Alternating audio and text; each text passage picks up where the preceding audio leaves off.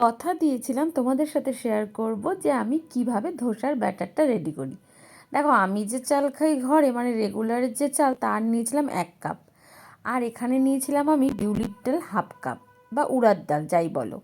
আর নিয়েছিলাম আমি 1 table spoon ছোলার ডাল।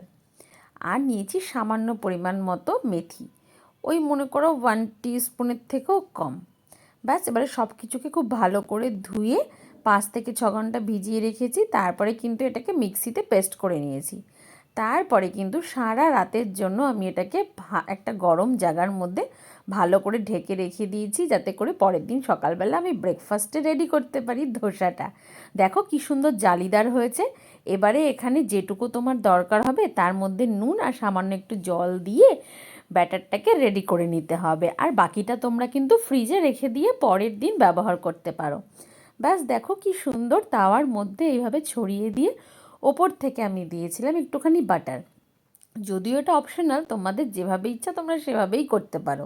তবে এটা কিন্তু খুব সুন্দর, দেখো তাওয়ার থেকে উঠে যায়। সত্যি বলতে খেতে কিন্তু দারুণ হয়েছিল। তোমরাও এভাবে কিন্তু চটজলদি বানিয়ে নিতেই পারো এইরকম একটা সুন্দর ধোসার রেসিপি।